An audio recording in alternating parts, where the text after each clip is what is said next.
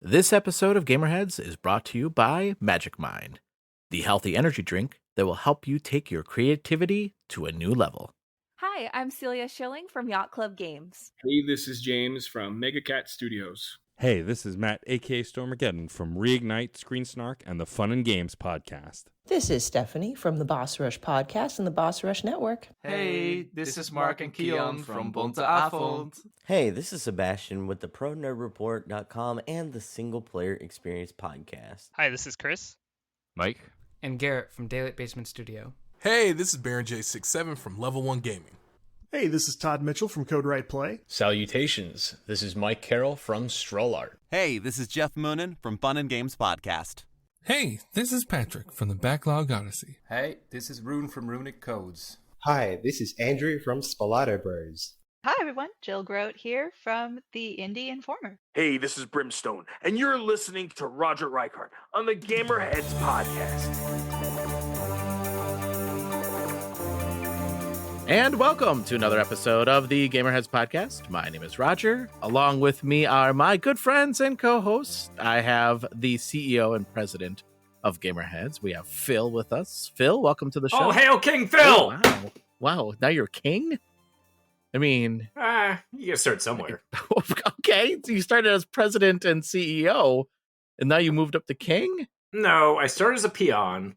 Then I bought the company out from under you and you weren't paying any attention. That's true. And then I just declared myself a king because I feel as though people want to kill me because I'm parent. Wow. Well, King of the Ring, if you will. Phil, welcome to the show. Thanks for having me. And of course we have my good friend and co-host, Mike. Welcome. Can I be a squire? You can be my queen if you know what I mean, and let us do the wild thing. Yeah. I'm gonna call this out, and I know we don't talk about. Actually, this is a good time to promote any wrestling podcasts that are out. But I'm gonna throw this out there that WWE really missed an opportunity. I'm sorry, but King and Queen of the Ring is a terrible name. They should have just called it the Ring Royals or the Royals of the Ring or something. Oh like that. yeah, no kidding. Yeah, that's well. I think rolls part of off that might be the tongue better than King and Queen of the Ring. I think part of that might also be you don't want to incorporate royalty just because of the Royal Rumble, and then suddenly you're just dipping your feet too heavily into the R word. Maybe. Yeah. But yeah, well, Phil, I mean, you guys have a podcast. Besides this one. Turns out I really like listening to my own voice that I hate. You do like listening to your own voice. You listen? No, I don't, because I don't listen to any of it. Listen to any of that. Okay. Jesus. But what's the other podcast? You should just plug it here. What's the other podcast? It's the Oh My Podcast. Oh My Podcast. Yeah. Which I would give you the Twitter link for it, and that's Oh My Podcast in parentheses. I believe it's OMP Wrestling on Twitter. It is OMP Wrestling on Twitter, just to throw a quick little plug in there. Nice. I'd give you the email address, but I don't remember that off the top of my head because my head does not work. Okay. Yeah, go check it out. I got to listen to a couple episodes and I really enjoy it. And it helps because I am behind on my wrestling and you guys do a nice job covering wrestling. So, yeah, we can get you 7 days a week in about an hour and a half, depending on what else is going on that week. Yeah. Very cool. Also, I should say this. Welcome to our patrons. Welcome, Jill. Welcome, Matt. Welcome, Sarah. Thank you so much for supporting the Gamerheads podcast. And listeners, if you want to support the Gamerheads podcast, you can as well for as low as $3 a month. That's right. Only $3 a month. You can support us three. We'd each get $1 every month. That's $1 for each of us. $1 for each of us. And then your support helps with producing the show. Also helps going out to events like PAX East and PAX West. And Combo Breaker. Oh yeah, Combo Breaker. That's coming up here really soon too. So yeah, go check that out. We have the link in the show notes, but you can go to patreon.com/gamerheads to check that out. A couple other things I want to say before we get the show rolling too. Phil, I'm super excited. I'm going to be getting I just got an email. I'll be getting my sauce here soon. My yum yum sauce. That's because Amazon finally got them. Oh yeah, that's right. I should be getting mine soon too. Let me check the. Yeah, it took like a week and a half. I don't understand the way that again, I'm not a smart person. I just run businesses for a living.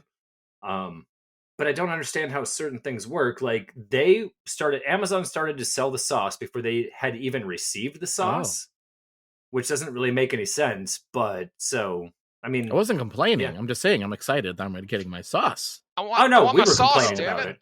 I want my sauce, damn it. No, I mean, I'm excited. We were like, why did you guys put this shit up live if you don't even have like the product in house yet and yet you're selling them to people? But who's not to say that, like, we'll say it's on the back of an 18-wheeler, the 18-wheeler tips over, sauce bottles explode everywhere. Oh, yeah. Like, how do you sell things that you don't have in hand? Yeah, that's kind of weird. But I think I'm going to make some wings with my Yum Yum sauce. That's the first thing. You can toss it in. I'm going to put mine in Captain Crunch. That's a bold move. You tell me how that is. We'll compare notes, okay? Yeah. But that's Seven Bridges sauce, right? Is that Yum Yum sauce? Yum Yum sauce. Seven Bridges sauces. First sauce being Yum Yum. Sauce number 2 is in the works. Ooh. We'll see how the Yum Yum takes off first, and we'll go from there. And you can go find that on Amazon. I'll put a link in our show notes for that. And then speaking of links in our show notes, the other thing I just want to mention, we were off last week due to some personal issues that I had. Not me personally, but family personal issues. And it was just a rough week. But thank goodness for Magic Mind, because seriously, it was a rough week. And I've been taking this for like a couple months now. And I have seen a change in my attitude and a change in my energy levels. And I will say it has helped me with even helping with Gamerheads and my creativity here. So go check it out. You can actually get your own bottles of Magic Mind. And we have a special going on right now. If you go to the link in our show notes, you can get a discount on your purchase of Magic Mind. So check that out in the show notes. All right. So I do have an icebreaker for you guys. And this icebreaker, I was just thinking about this the other day because I was thinking about the game that I first played. But what was the first video game you ever played? And what do you remember about that experience? So, Phil, I'll start with you. The first one that I can actively recall playing, that I know I had played others before, but the first one that really stuck out in my brain was Pitfall on the Atari. Oh. And I just remember thinking, what am I doing in this game? Why can't I stop playing? And fuck these scorpions. Sorry, I made it 6 minutes and 41 seconds. Does anybody ever go left in Pitfall? I definitely remember going both left and right in Pitfall. Not that it made any kind of a difference. Would you say Pitfall was the first roguelike? No, because the levels are all the same. Yeah. I thought they it's changed not random. I don't think it's random. I think it's pre-programmed. It's not like you get progress, right? I mean, it's more like arcadey, I would say. Yeah, no, you don't really make progress. Yeah, it was more arcadey. But Pitfall's the first one that stands out in my brain that I remember playing. That I really spent time with. I mean, I know for a fact that I also played like River Raid. I obviously played Pong and Space Invaders and Missile Command and all that stuff. But Pitfall was the one that I remember grinding the most on, thinking that I could make some progress in the game, and then never really did. Yeah. Did you play that on Atari? Where did you play that on? Yep, absolutely. Yeah. Nice. Mike, was that Atari 2600? I have to ask. Was that Atari 2600? I would assume so. It was. Yes. Okay. It was, yeah. Mike, what was your first game and what do you remember about that experience? I'm trying to remember exactly like how far back I can remember. And I do remember distinctly playing Astro Smash on the Intellivision. I never played that game. Okay. That game I obsessed over, and actually my dad loved it too, so I would just sit and watch him play. My dad also played Q*bert a lot on the Intellivision, so that one. But I remember that being the first one. Astro Smash was basically kind of like that one. I guess like a Galaga almost, or like not a Missile Command. So it's like a Galaga, but you're not in space. Or Zaxxon? What's that? Zaxxon? Or a Zaxxon? Yes. So you're basically on the ground and you're just moving back and forth, and asteroids will randomly come down, and you get points, obviously. And when you get more X amount of points, the color scheme changes. That's like the big thing that you got. but there would be like large asteroids that if you blast that, they split into two smaller ones. And the obviously the point is to just rack up a score without getting blown up by one of them. But then there was always like these like spinning ones that would make the make a really annoying sound as they got closer and closer to the ground. So that's the one I remember. I think that's the farthest back I can remember in terms of the game. Yeah, the first one I've ever played. Nice. I loved Astro Smash. Actually, that's what made me somewhat consider getting an Amico. Thank God I didn't pre-order it. Yeah, did you see the news today? I know, that's our segue into the news. Yeah. There we go. Yeah, Atari bought Intellivision. I'm excited about that. Have you seen like what Atari has been doing lately? They've been putting out some good stuff. Yeah. Like the revamps of some of their classic stuff. Yeah. And the collections with a lot of the Digital background Eclipse, info. has done a lot of those games too. It's really cool. So if we can get an Intellivision collection, that would be freaking awesome. I'm surprised they haven't done one yet. They did an Intellivision collection on the PS1, I think, and then Xbox 360. I think it was more towards the end of its life. Released something. I think it was called like Xbox Live, and it wasn't Xbox Live Arcade, but it was some kind of arcade thing where you can go into this virtual arcade and purchase games. Really? And I remember Astro Smash was one of them. So I remember playing Astro Smash once again on my Xbox 360. Yeah, that's cool. For me, the very first game I remember playing is Pong on a Pong machine. And I didn't know this until recently. I didn't know how we got that Pong machine, but my mom said that it was my godmother that bought it for us as a Christmas gift. And it was in my parents' bedroom, and they had a TV in their room, and it was like, the old TV, right? There's no remote or anything. And yeah, I remember sitting there playing Pong with the the wired little paddle. That was really fun. And like, it's interesting to hear like you say that, you remember your dad playing games. Like my parents didn't really play games, but they did play Pong. They did play Tetris too. My dad played Tetris, but yep, mine too. But they didn't really play games. But those games they did. But yeah, they did play Pong with me. But they didn't really like it. Like that was the funny thing. Like, because my brother is 2 years younger than me, and I think I was like 5 or 6 when we got Pong, and he wasn't really playing with me, and my parents was like, yeah, whatever. Like I had a future in Pong, guys. I think I had a future in Pong. You just hear your parents in the room yelling, "These graphics suck." Yeah, right. They didn't. No, they actually. I think they were pretty impressed with it. But the fun thing is, so when I was at PAX East this year, I did review Quomp 2, which is the Pong ball escaping Pong and going on an adventure, right? And there's puzzles and stuff. It's a pretty neat game. But I wore my Pong shirt when I met with Atari. I met with Atari at PAX East, and the people behind the booth were like, "Oh, love your shirt!" And then they gave me a Pong pin, so I have a Pong pin, which is very cool. Yeah. So I don't know. I loved. I mean, but yeah, that was not Atari, but still, it still had a Pong, and they were just like, that was cool.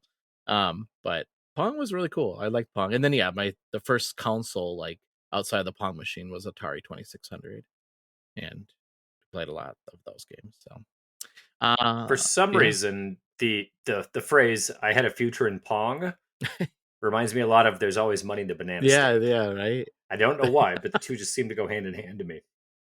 I know. I feel like that would have been. I could have been the first esports star playing Pong. Right? Yeah, you could have been Pong Guy 69. Yeah. It would be Pong Bro. Yeah. Yeah. So, well, listeners, what was your first game? Roger just reset during the middle of that conversation. I was like, I don't know what even the question was. That was the problem. I was like, what was your first game? What was your first game you ever played, and what was the experience? Let us know. You can send us a tweet at GamerheadsPod. You can also go on our website and leave us a message there. That's at gamerheadspodcast.com. I can tell your first game was not Speak and No, Spell. it was not Speak and Spell. That's for sure. Like, I mean, you guys? If that happens again and I continue, you know that I'm probably having a stroke. You better call somebody. Like, Yeah, dude, I got your address. I'll call somebody. Yep. All right, so let's move on then from our icebreaker, and I'm looking ahead. I want to look ahead at June, all the way to the year 2000. The year 2000. Thank you for catching that. So I wanted to talk about your top 3 games that are coming out in June. June. What you have more than 3? I was going to say June seems like kind of a smaller list than May did for me, at least. Well, Mike, I'll start with you. I'll start with you then, Mike. I mean, it sounds like Mike's. If you want to know if there's more than 3, then you'll have to subscribe to the Patreon to listen to the rest of this episode. That's right. It's behind a paywall. That's right.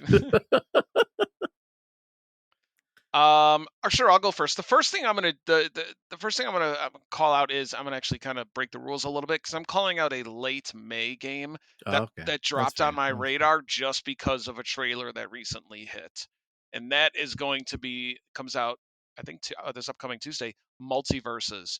I am going Jason Voorhees as part of the first battle pass. Yes, and yes. Yeah, I am going to be all over that. And then Agent Smith, they're going to put in there too. Oh, cool. Yeah, I can't wait. I mean, if they're putting Jason Voorhees in it, like now Pennywise, I'm sure they're going to throw Pennywise in there. Do they have? Warner Brothers owns. Oh, really? I didn't know that. It. Yeah. Oh, wow. So, and all I need now is Mordecai and Rigby from regular show, and then I'll be like, all right, I don't need to play any other games. This is all I need. Yeah. I did see the trailer for the Joker, as well. That was pretty. And Joker's been done to death. I know, but it did sound like Mark Hamill's voice. It is. Okay. Yeah, it was Mark Hamill. Okay, so that's cool. Yeah. So that's May 28th. So I'm bending the rules. That game's weird though, right? Because like it was out and then it was but it was a beta. It was a beta, and then was it a beta? Wait, it's not officially out yet. No, it was in beta. It was in beta. Then they stopped the beta, but you could still play it. It was still downloadable. But the game officially releases because they got feedback. They moved it to Unreal Engine 5. They add a lot of quality of life stuff. It's no longer just like matches. There's a single player mode, and the game is free. That's pretty awesome, actually. All right, it's on my radar. Yeah. I mean, there's online co-op if I'm not mistaken. Oh wow. So okay. Like the story mode I think is online co-op. I'm not positive. You have to double check me on that. And who's our fact checker? We need to get our fact checker involved. I mean, none of us. We don't hire for $3 a month. Yeah, for $3 a month, we'll hire a fact checker. What does it come out on Xbox too? I mean, is it on Xbox? Yeah, it's only Xbox, it's on and Xbox. PS5. Oh, okay. And Steam. And Steam, yeah. Cool. Yep. Awesome. Okay, that was your cheat. Do you have 2 others? That was my cheat. Yeah. Or 3 others? Okay, so we're gonna go obviously. Well, no, I'm not gonna take this one since I only have 2 left. I'll give this one to Phil. Phil, you know which one I'm talking about. I was gonna say that one too. I'll give it to either one of you. But, okay. Well, Phil's gonna take it. We can all be excited for the same game. True. That's true. You can mention it. You can mention it. It's fine. Well, all right, fine. I'll call it out. Luigi's Mansion 2. Yep. I knew Phil was gonna. Damn it! That is on my list. Is it really? Yeah, I've only got 2 games on my list, and that's one of them. I'm not going to buy Luigi's Mansion, but if I was going to, I'd get that one. Okay.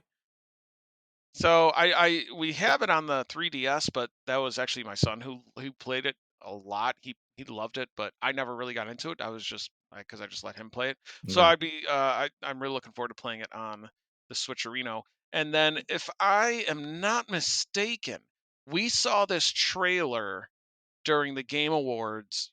And it was very intriguing, and I should probably have looked it up before I said this, but that game Still Wakes the Deep. Oh, yeah. Mm-hmm. I think it's like an overhead, like an isometric action, if I'm not mistaken. No. It's a horror game. Oh, it's a horror game. That's why I liked it. Nope, that's not the one I was thinking of. But you know what? Yeah. But and also in like water, so I'm not gonna play you. It's a survival horror game that takes place on an oil rig. Yeah, that doesn't sound like my kind I will of game. be excited for that. No, that sounds awesome.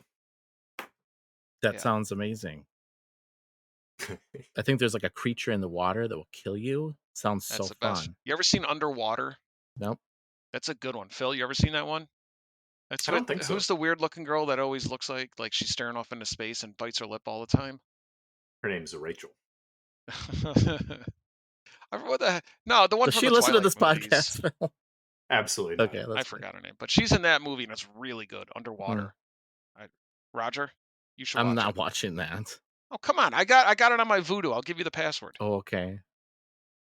Sure.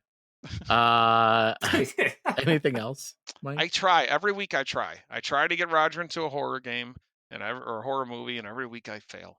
No. But someday. Yeah. No, that's it. That's all I got. I'll give you guys the rest. Okay. Phil, what do you got?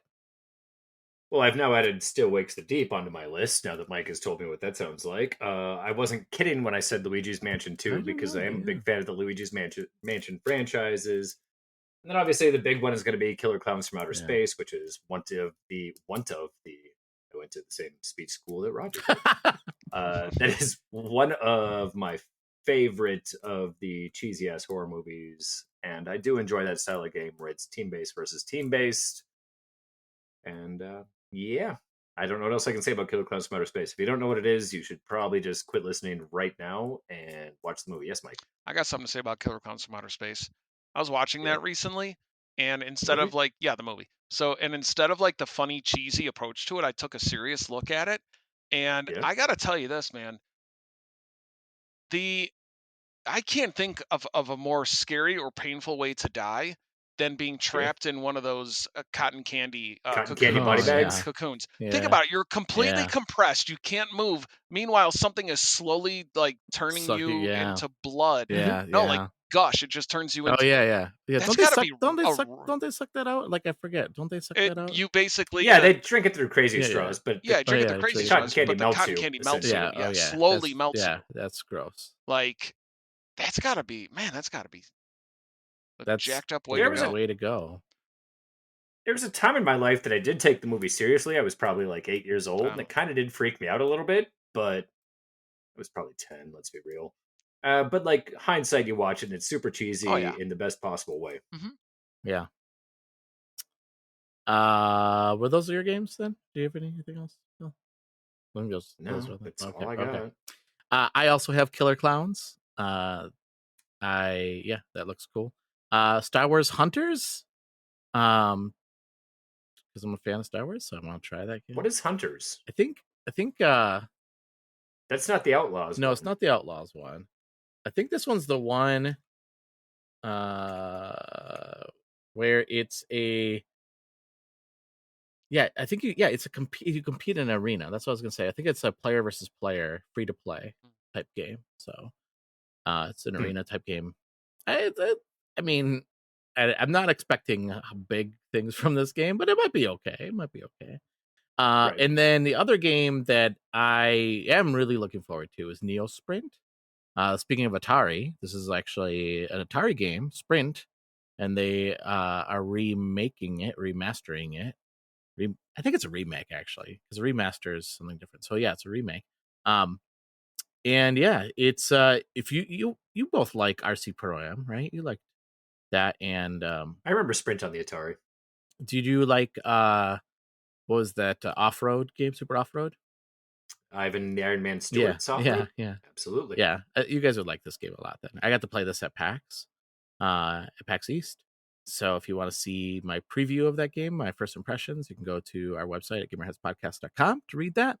But it's cool because it has a lot of the Atari like decals and stuff, like, so you can like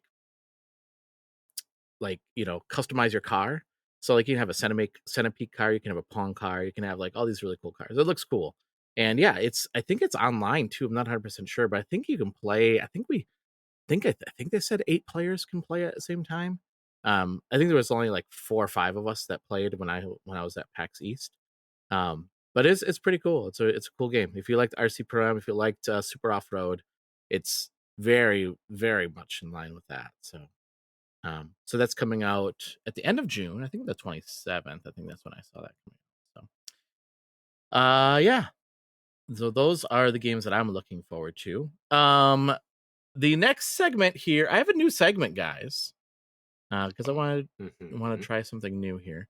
This segment I'm calling Genre Giants. So in this segment, I choose a specific genre, and then each of us pick 3 games within that genre, what we like or what we think are the top games in that genre, and why we like those games. So this week, the genre is action adventure games. And these games often feature a mix of puzzle solving, exploration, and combat, providing a well-rounded and engaging gaming experience. These games are also known for their immersive storylines, dynamic gameplay, and often rich open worlds. So I have 3 games, but I'll start with Phil this time. Phil, what is your genre giants for action adventure games? Can I cheat? As long as it's an action adventure game, sure. I'm taking the entire Arkham series. Oh, that's not cheating. I'll allow that. I'll allow that. It's Batman. It's video game form. It was Batman done well and good for the very first time. I should have put that. Fantastic. I could easily go back and play any of those games all over again and not complain about it the slightest bit. Did you like Origins? I didn't hate Origins. Yeah. It wasn't my favorite of them, but like it still didn't suck. I played all the way through it. Yeah. No, I thought it was okay too. I wanted to start with that one. I started with Asylum, but then I was like, oh, I should go back and play Origins first before I finish the other one. So I did. And it was okay. It wasn't bad. I just when you play Arkham, it's like, oh yeah, Origins isn't as good. But it's still no, it's just a little flat. But like the entire series is, as being a big Batman fan like I am, I love the immersive world of Gotham City, regardless of what aspect they took me on. I'm not going to include Gotham Knights on it because that thing was a steaming pile of shit, but it was still better than Suicide Squad. Yeah. God. I can't believe that. So unbelievable. Cool. Yeah, no, I actually changed one of my answers due to your answer, but it's not the same. But but that is a really good pick. I totally forgot about the Arkham series. So good pick. Thanks. Those are all are this all 3 of yours? 4, if you will.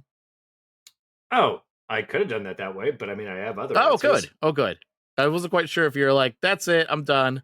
No, I wasn't sure if we were going to do this like throw a series almost like in there. You could throw a series draft style. Oh, do you want to go around? Yeah, no, we can do that. Yeah. Well, that was kind of what I was thinking. That's why I paused and I didn't really follow up. Yeah, no, that's good. All right, Mike, what's one of your games on your list?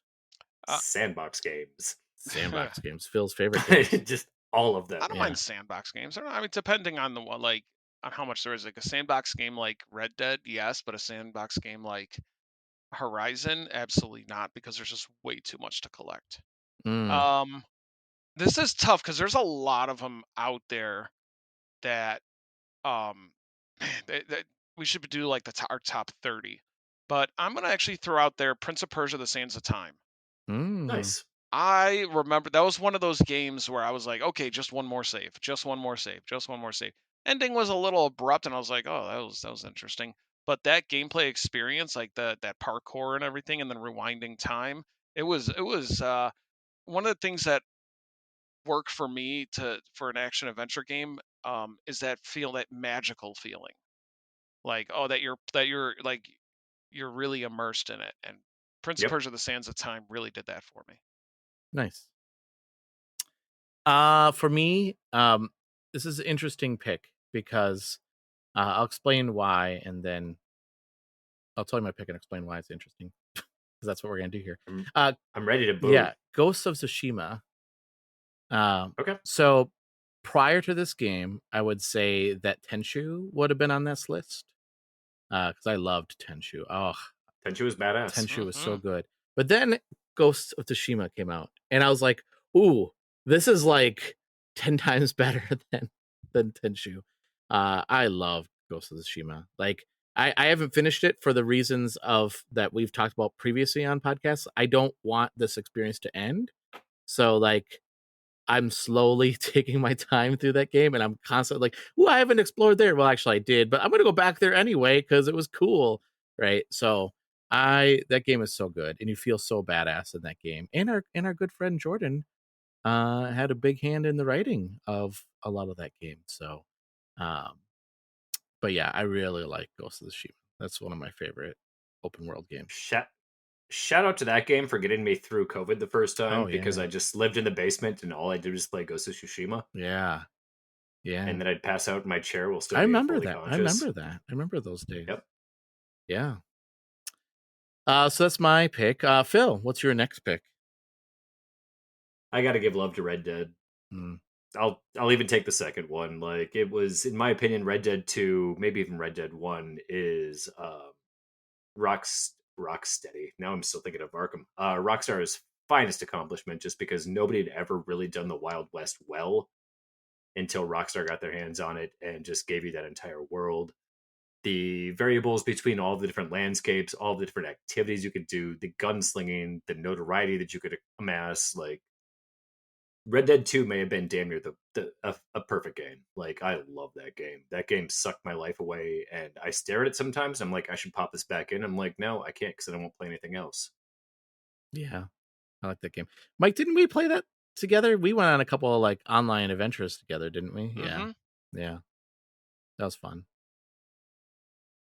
Yeah, good game. What about you, Mike? What's your next pick?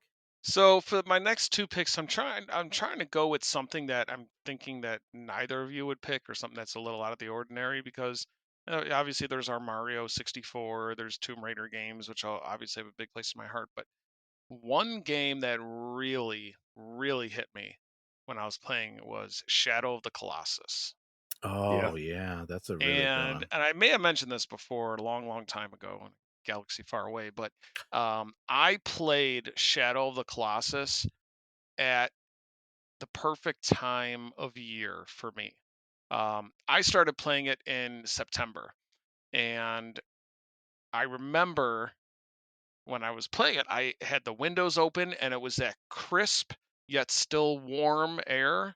And like the leaves, the sound of the leaves, blowing around on the ground and everything like that. And for some reason, that matched the game perfectly for me as I was playing it.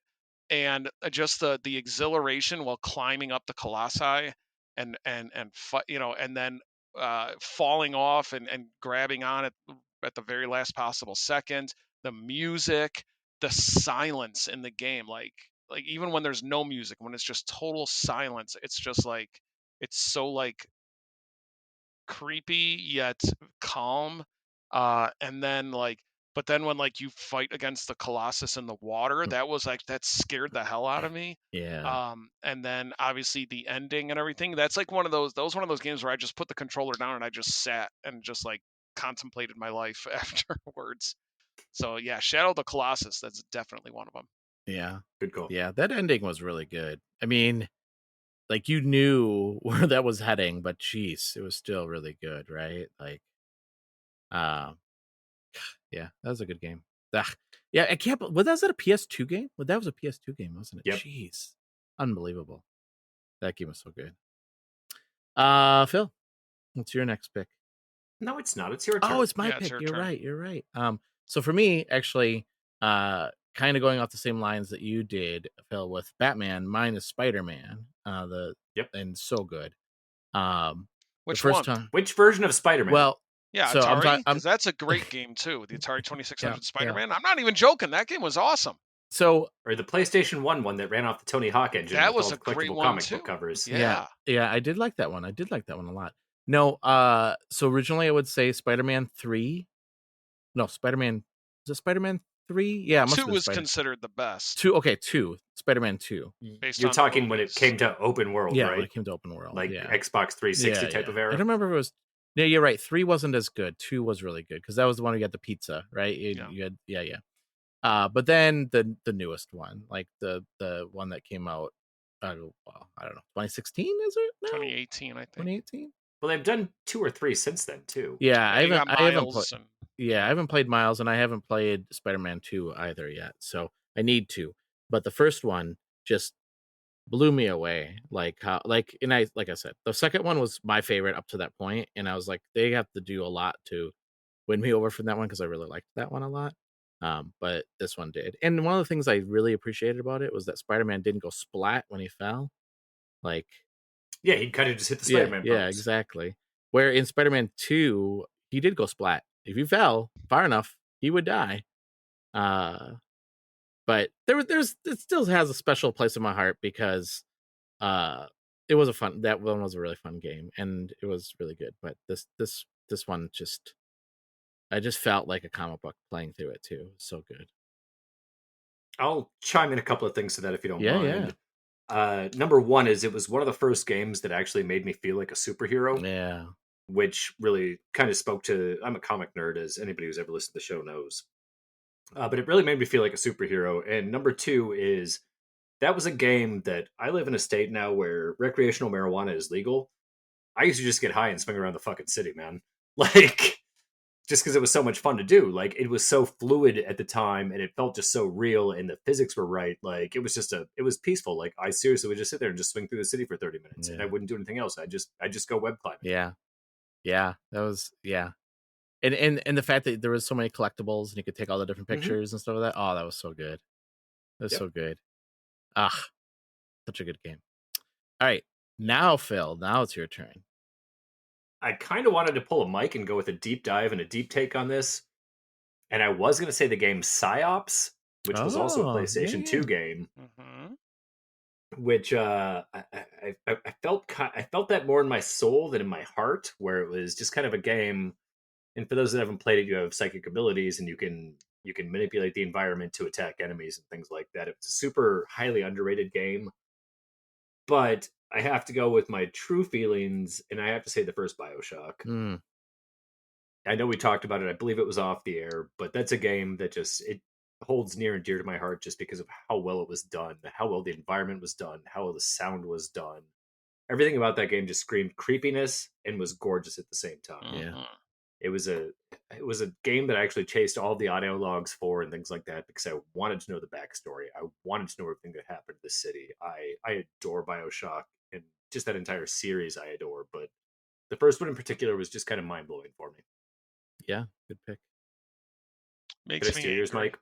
No, BioShock, I chased all the audio logs, and I only missed one, which was the one that you get when you first land at the lighthouse. Oh, no. And I could not go back to get it, so in order to get that achievement, I would have had to have played the game all the way over from the beginning. Oh, no. But I love BioShock because I love the way that the game started off scaring the hell out of me. Like it was a scare. One of the greatest jump scares for me in video games was the dentist's office in BioShock. And then the game eventually evolved into more of an actiony game. But by the end, I felt like a total badass, and I'm just like going around like destroying everybody. Absolutely. So it's really cool how my emotions changed from the start of the game towards the end. It still kept the creepy vibe the entire time. Especially when you had the I forgot his name, but the mannequin dude, the guy with all the rabbit masks. Yeah. Yeah, I don't remember his name either, but I know exactly what you're talking about. Cool. Mike, what's your next pick? Well, since Phil threw out a comic book game and Roger threw out a comic book game, my last pick is also a comic book game. And some people have slept on this, although I do think it got a lot of notoriety when it first released. And I ended up, I think I grabbed this when I worked at Blockbuster, and I just kept it for like 3 months.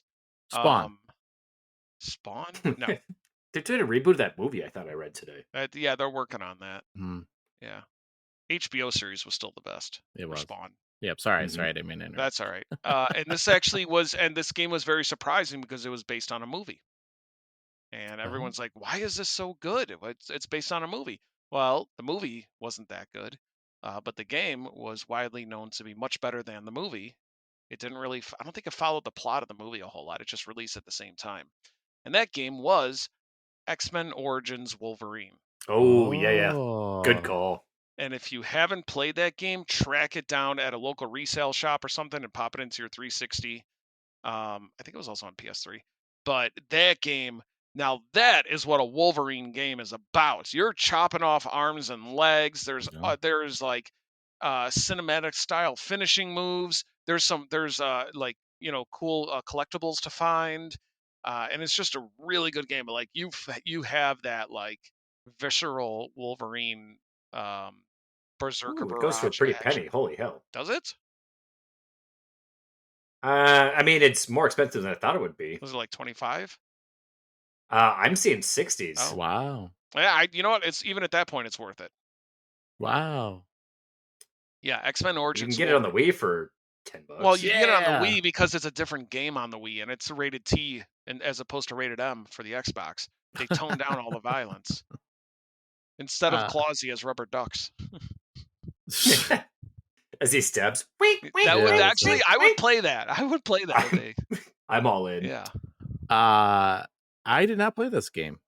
And Look, try to find it. It's worth Try to playing. find it. Yeah, Okay. seriously, like. Okay. Because I was worried because of the fact that the movie was not great. Mm-hmm.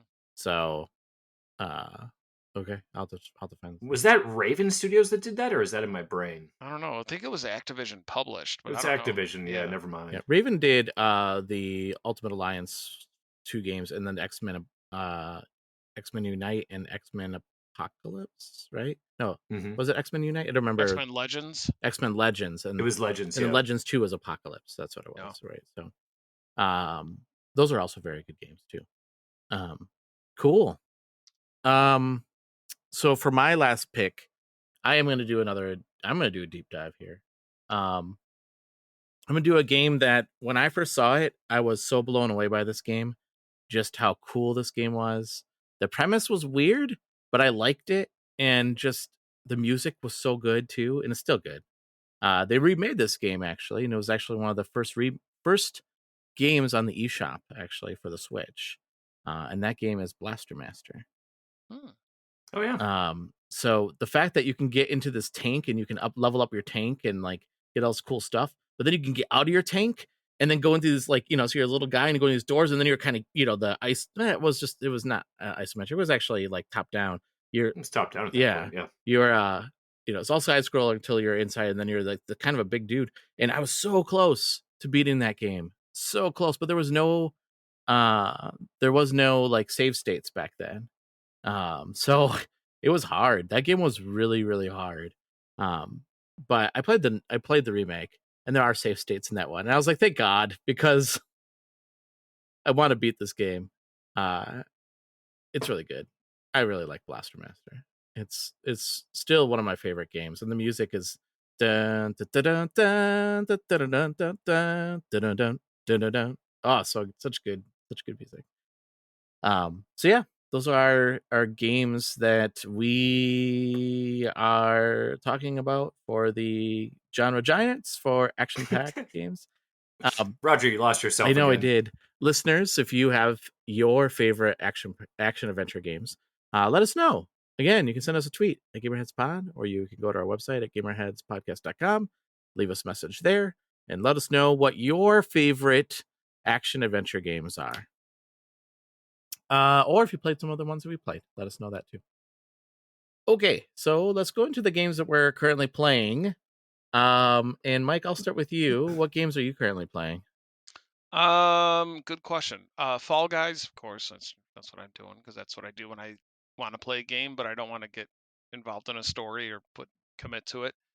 What else? The game that I will have a review for. I'm still enjoying that. And I'll talk more about that next week, because by then the embargo will have lifted.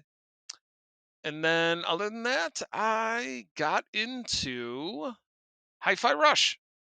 Oh. Yeah, I played through. How far are you? I just honestly, I just played through the first chapter. Okay.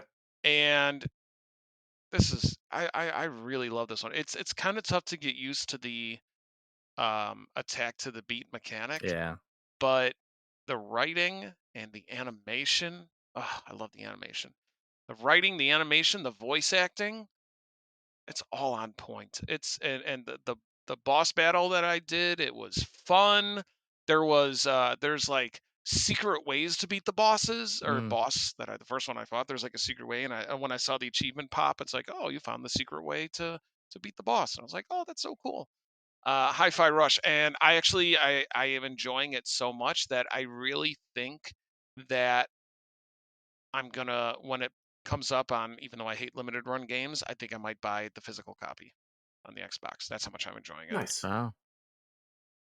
When you get to the point where you learn how to parry, let me know. I shall. That's the part that I think Phil and I kind of fell off. That's right. Yeah. Me too. Oh, really? Yeah. Yep. All right. Because it gets really hard at that point. And then other than that, just playing some Mortal Kombat 1. Just kind of messing around with what's his name? The DC guy. Peacemaker. Batman? Oh. Yep. Kind of messing around with Peacemaker, yeah. Peacemaker a little bit, just nothing major, just I guess not playing online, just doing some towers and stuff, nothing major. So other than that, that's pretty much all I have been playing. Nice. What about you, Phil? Well, I've been doing the mic thing where I play the usuals when I'm trying to unwind at the end of the night. Outside of that, I've put a lot more time into Have a Nice Death. Oh, yeah. And it's growing on me more and more the more that I play it. I still have not gotten past the second, I'll call it a boss, but I also want to call it a second floor or second tier at the same time. It's I've gotten a lot better at it, but I just cannot seem to finish the second boss off. The animation is so silky smooth, and I enjoy it. All the graphics are fantastic. The writing's very humorous. They've got little side quests that are built into it that you just kind of accidentally complete sometimes, which is kind of awesome. Yeah, I've spent a lot of time with that. Today, I also popped in the Paw Patrol game that's on Game Pass. Oh yeah, we got to do that. We got to do that segment. Phil's achievement hunts. I thought you got all the achievements in that game.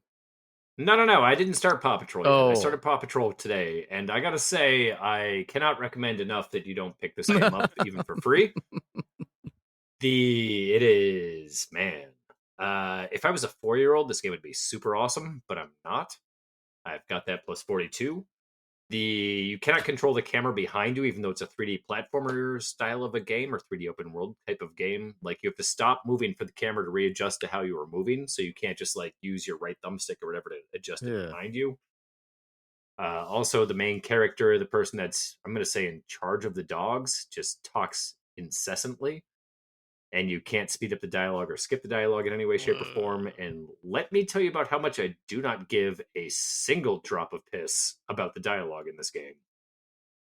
But the achievements are pretty easy. I'm 200 in already, and I think I've only played for about an hour. So I'll probably keep playing just to chase achievements, because it's the kind of horror that I am. So yeah, Paw Patrol. Don't remember what it's actually called, but it's Paw Patrol something, and it's on Game Pass. And it's, unless you're chasing achievements, it's not worth checking. Oof. Anything else? Not that I can recall, other than Jewel on the Xbox app to get my daily points. I'll start with a game that I just started because it just came out, and that game is called Isles of Sea and Sky, I should say. So I actually got to interview the developer, so you can actually hear that interview on our website at gamerheadspodcast.com. And this is a puzzle game. It looks a lot like an NES game. But what's cool about this game is that there's no hand holding at all. Like, there's no instructions. You just kind of have to figure out the puzzles as you go.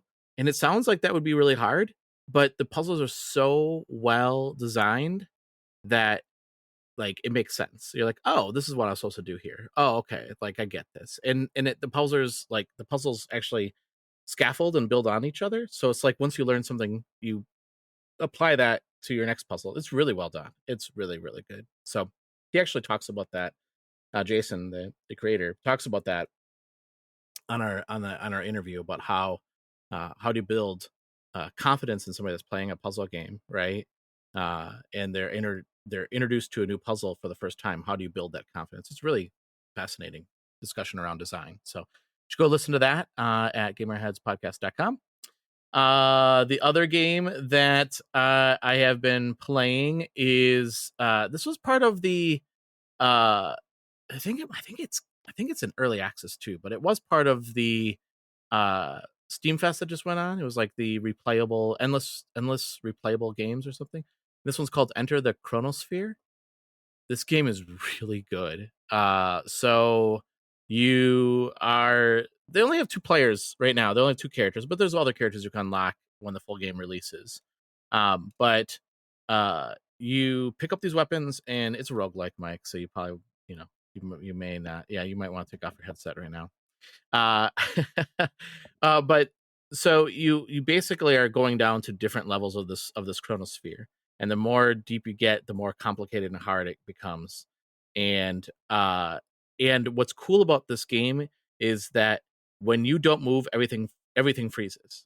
When you move, everything starts moving again. So it's like this weird, like Matrix-y kind of dynamic where you can see bullets coming, you can pause, you can try to move your character, move out of the way as the bullets come, also shoot off your gun, right? And there's all these different weapons you can pick up. It's such a good game, such an amazing game. I can't wait till the full game comes out.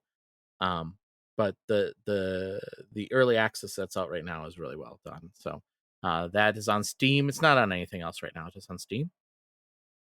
Let's see. The other games then I will talk about. Little Kitty Big City. I've been playing a lot of that. Have either of you played that yet? Have you played that yet? No, Rachel wrapped it up though. She beat it in like 2 sittings. Oh, really? Yeah. Oh, yeah. That game is that's so cute. I love that game a lot. And there's funny things you can do in that game. Just like, grab somebody's cell phone and run off with it and throw it into the drink. It's hilarious. I love it. Yeah, I didn't really like Untitled Goose Game. Remember when I said how much I don't like that game when that game came out? I like this game a lot. I think partly is because the cat, there's a story, and the cat has a lot of personality, and it's a cute cat, and like her, I don't know if it's he or she, I'm not sure, but their interaction with the other animals, like the raccoon, is hilarious, and the crow is really funny. So I really like this game a lot. So that's I'll be playing more of that, and then the last game that I reviewed for Gamerheads, this isn't usually a Roger game, but I actually really like this game a lot because it was really well done. And that's Harvest Hunt. That's a Steam game. I don't think it's on anything but Steam. But this game is a roguelike. But, when I was playing it, I was like, I'm like, take off your headset again. The joke, listeners, if you haven't listened before, is that Mike loves roguelikes. He absolutely adores them. But what's funny about that is I forgot it was a roguelike because as I was playing, I was like, oh yeah, it is a roguelike, but it doesn't feel like a roguelike. So it's the season is broken up into 5 nights, and you are the warden of this village of Luna Nova. It's a cursed village where there's this devourer, this big monster that goes out and eats all the ambrosia. Ambrosia, is that how I pronounce that? Yeah, I think so. In the fields, and you have to go and collect this and bring it back to your village, while trying to avoid this devourer that's also will kill you if it sees you. You have a lamp, and if you have the lamp on, he can see you, or it can see you, because I don't, it's a monster. And but you can turn off the lamp, but then things get dark, like everything turns dark really fast, like within a few seconds. Walking around, you can make noises by like walking on bridges or bones or like other like pebbles and stones and stuff like that, and then it can hear you then too. The sound design in this game is really, really well done, because like if you're going to play this game, you have to play with headphones. You have to, because you're playing and all of a sudden you hear this and you're like, oh shit, he's like right behind me. Yeah, Phil, just like you right now, you're like, oh shit, that's behind me. That's what I was like the whole time. You have the option to try to fight the devourer. There are tools throughout the farmland that you can use to try to take him out. To get tools, though, you need to spend your health. So that was an interesting dynamic. So you spend health to buy tools at the different locations, but there's plenty of like places you can get health. So it's not like the end of the world. But it's all first person. So, but yeah, if you are able to defeat or hurt the devourer, it drops a piece of it and then you take the piece and put it onto an effigy, and then you get more ambrosia at the end of the night. And then at the end of each night, you earn cards. This is the roguelike comes in, because you earn different cards, and then you can use those cards for like towards your advantages. And then there's also whisper cards that are drawn every night, and those either give you a blessing. There's a blessing and there's a curse that every night happens. If you like horror games, this is a really good horror game. It is really, I don't know, it freaked me out. I could not play this game at night. I had to play this during the day. I couldn't play it at night. But that's me, because I'm a baby when it comes to horror games. But playing with the headphones on is certainly the way to go, because that sound design in that is really well done. And just everything, like the fact that like it can hear you, it can see you, it can sense you. You could fight it if you want to. You can run from it and hide from it and try to just survive and get as much of the resources as possible. That's what I really liked about the game. Like it's just a good mix of all those and brought together in a really interesting way in this genre. So seems like the kind of game that would benefit to having the microphone. Like if you make a noise, it can hear you. Like little, right. like because there's some games that do that. I think that would be really cool. If yeah, where it's like you're like, but it sounds like it's a lot of fun. What's it called again? Harvest Hunt. That's on my. I think it's on. I think it's on sale right now for like 15 something. That's not bad. Yeah, I think it's normally. I think it's like 17 something. I think it's on sale right now for 15. But yeah, really cool game. In fact, if you go to the Steam page, you can see our review of the game right on the Steam page. Or you can go to our website at gamerheadspodcast.com, where you can read the review and other reviews that we have there as well. Which is way cooler than Steam, because we're not trying to encourage you to spend money unless you're joining our Patreon. Yeah, that's true. Mm-hmm. Speaking of which, for as low as $3 a month. That's what I've been playing. That's all I have for this week. Before we head out, though, why don't we tell the good people how they can find us online and follow us on social media? So, Phil, how can people follow you on social media? You can find me on Twitter at bnow23, and maybe someday I'll post again. Maybe someday. Who runs your Twitter account for Oh My Podcast? Lucio does. Okay, I figured. Just had to ask. Because it actually gets used. Yeah, exactly.